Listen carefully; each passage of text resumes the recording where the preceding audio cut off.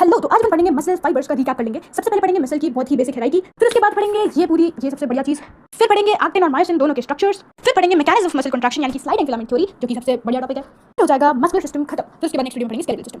सबसे पहले अगर अपन बात करें मसल की हेराई से तो चलते हैं उल्टे से। बहुत सारे फिलामेंट मिलकर बनाते हैं फाइब्रिल्स, बहुत सारे फाइब्रिल्स मिलकर बनाएंगे मसल फाइबर बहुत सारे मिलकर बनाएंगे मसल बंडल्स जिसको अपन फासिकल्स कहते हैं, और मसल बंडल मिलकर बनाएंगे और जुड़े हुए होंगे किससे? फेशिया से। मसल बंडल बहुत सारे होंगे और जुड़े हुए होंगे फेशिया से, मिलकर बनाएंगे एक पूरी की पूरी मसल। यानी कि अगर मैं मसल को काटूं तो मुझे कुछ मसल बंडल्स नजर आएंगे, और जब मैं मसल बंडल्स को काटूंगी तो मुझे मसल फाइबर्स प्रेजेंट दिखेंगे, और जब मैं मसल फाइबर्स को भी काटूंगी तो मुझे छोटे छोटे फाइबर्स नजर आएंगे, और फाइबर्स को काटूंगी तो फिलामेंट्स नजर आएंगे, और फिलामेंट वही है एक्टिन फिलामेंट और मायोसिन फिलामेंट। अब अगर अपन दो फिलामेंट्स हो सकते हैं, आई बैंड और A band.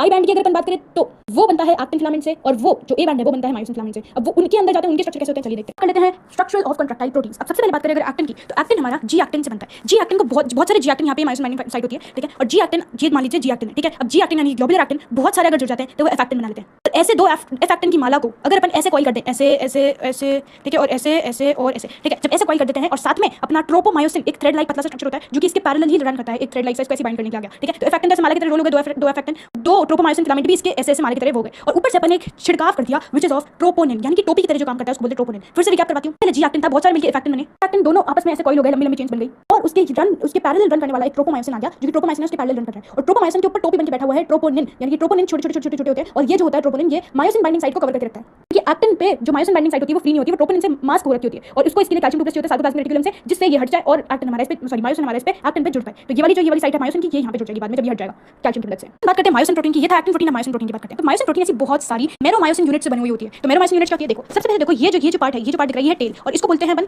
LLM which is light मेरोमायोसिन, मतलब ये लाइट मेरोमायोसिन है, ठीक है। ये वाली जो चीज है और ये वाली जो चीज है, ये जो ये दिख रहा है ये क्या ग्लोबुलर हेड है, ठीक है, और ये जो है शॉर्ट आर्म है, और दोनों को मिलकर जो होती है वो बनती है क्रॉस आर्म, या फिर अपन HMM भी लिख सकते हैं इसको, यानी कि हैवी मेरोमायोसिन। इसके जस्ट टकले पे प्रेजेंट रहती है ATP binding site. Oh my God, इसकी जस्ट टकले पे प्रेजेंट रहती है एक्टिन बाइंडिंग साइट, जो कि इसके ये ट्रोपोनिन हटने पे यहाँ वो जुड़ जाती है, ठीक है। जस्ट साइड में रहती है ATP बाइंडिंग साइट, और ATP बाइंडिंग साइट का मैं तुम्हें बाद में बताऊंगी कि क्या क्या रोल्स है। बस इतना जान लो, ये होती है पूरी HMM या फिर क्रॉस आर्म, ये पूरा ग्लोबुलर हेड, ये पूरी शॉर्ट आर्म, ये पूरी LMM यानी कि लाइट मेरोमायोसिन, ठीक है।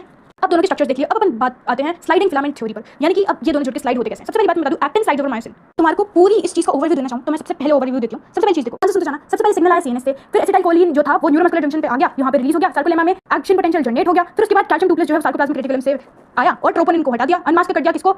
मायोसिन बाइंडिंग साइट को। किस पर? एक्टिन पर। मायोसिन हेड जो होता है वो बाइंड हो जाता है एक्टिन से, पावर स्ट्रोक्स मिलते हैं उसको, मूवमेंट करता है, स्लाइड करता है टुवर्ड्स द सार्कोमेर, फिर उसके बाद वापस कैल्शियम टूप्लेस SR में यानी कि साइटोप्लाज्मिक रेटिकुलम में वापस चल जाता है, और ट्रोपोनिन वापस ट्रोपोमायोसिन को मास्क कर देता है। This is hole. तो यानी कि कंट्रैक्शन से लेके पूरे रिलैक्सेशन तक पूरी फिलामेंट थ्योरी अपनी हो गई, बट एक इसको डिटेल में समझना बहुत जरूरी है। Let's start. ध्यान से देखो, सबसे पहले ये जॉइंट नहीं था, ये मायोसिन है और ये एक्टिन है, ये जॉइंट नहीं था, ठीक है। जॉइंट होने के लिए इसको ATP लगी, ATP लग के ये जॉइंट हो गया, ठीक है। और यहाँ पे स्टेप 2 थी, स्टेप 1 है कि ये जॉइंट हो गया, स्टेप 2 थी कि क्रॉस ब्रिज का फॉर्मेशन हो गया, यानी कि एक्टिन मायोसिन का क्रॉस ब्रिज का फॉर्मेशन हो गया। फिर उसके बाद इसने यहाँ की साइड पुल किया इसे और इसका कंट्रैक्शन करवा दिया, तभी हटा, तभी ATP की जरूरत पड़ी, और हटने पे भी ATP की जरूरत पड़ी।